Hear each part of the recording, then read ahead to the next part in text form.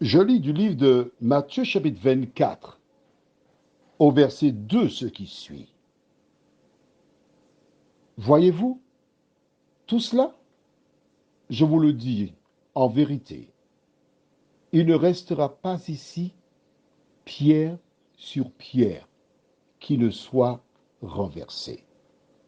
Prions. Notre Seigneur et notre Dieu, la Bible indique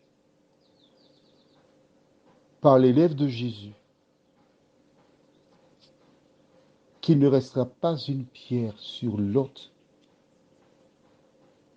à Jérusalem. Cela sera détruit. Éternel,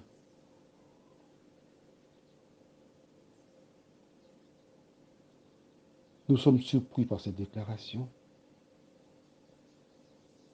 Nous réalisons que ton retour sera quelque chose de terrifiant. Alors que nous prendrons le temps pour lire la parole.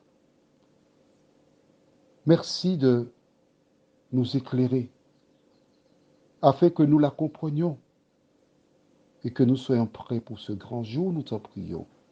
Au nom de Jésus. Amen. Je t'invite à prendre le livre de 2 Pierre, chapitre 3. Pierre est l'un des disciples de Jésus, qui marcha avec lui pendant les 3 ans et demi.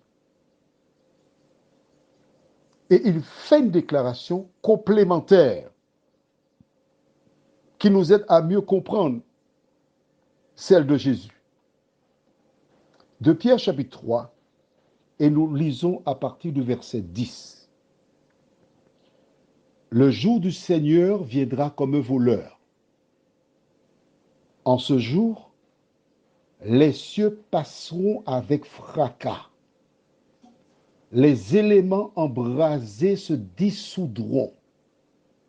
Et la terre, avec les œuvres qu'elle renferme, sera consumée. Waouh! Le jour du Seigneur, c'est lorsqu'il reviendra. Pierre nous donne la compréhension à partir de ce que Jésus énonça. Ce sera un jour grand et redoutable. Ce ne sera pas un jour secret. Il continue au verset 11 en disant, « Puis donc que toutes ces choses doivent se dissoudre, quelles ne devez-vous pas être par la sainteté de la conduite et par la piété, attend l'avènement du jour de Dieu, jour à cause duquel les cieux enflammés se dissoudront et les éléments embrasés se fondront.